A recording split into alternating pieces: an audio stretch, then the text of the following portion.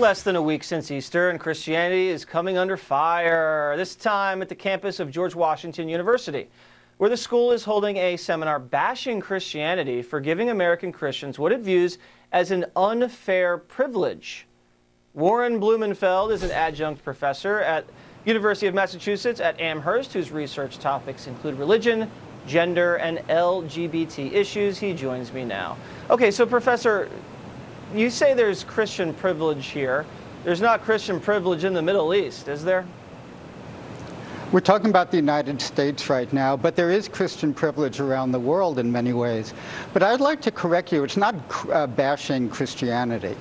It's raising issues of the ways in which Christians automatically have this unearned privilege just by being Christian in a United States context. And what would that privilege be? In a Western. There's a lot of ways that privilege manifests itself.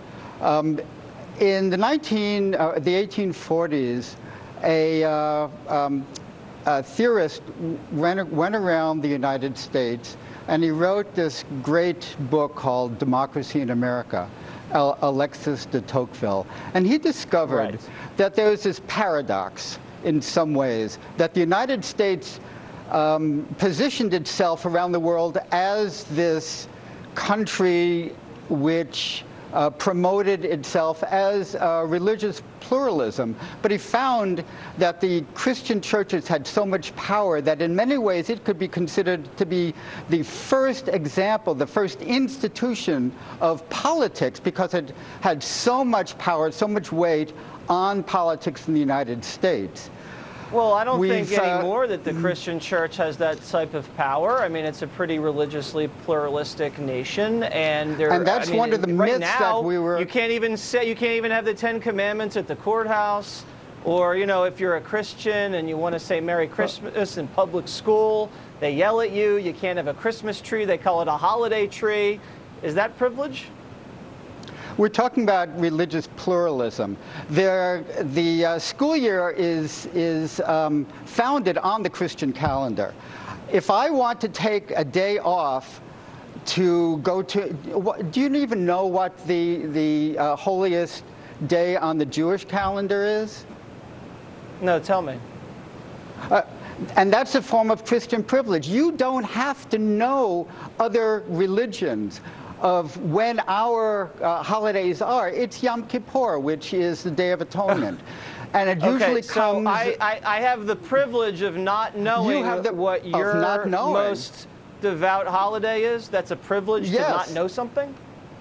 Yeah. I would think that would be the opposite. I feel bad that I don't know. I mean, listen, there's not a lot of Jewish Americans in the country compared to Christian Americans. I don't know the most devout Muslim holiday either.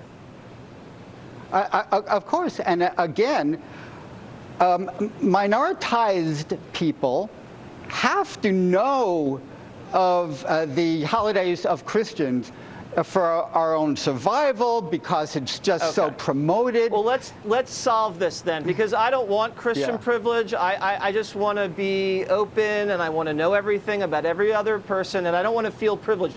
What can I do as a Christian to make myself less privileged? I'm not asking you to make yourself less privileged. I'm asking you to share your privilege. Like, as a white man, I don't want to lose my white privilege. I don't want to walk into a store and be tailed, racially profiled. I'm not saying I want to lose that, but I'm working as a white person so that I share my privilege so that nobody is racially profiled in this country. I don't know how to share privilege. What do you just like toss it out like that? Privilege here, privilege there. Listen, I'm going to have you back on. We're going to talk about how I'm going to share privilege. Professor, thank you very much. Up next, last call.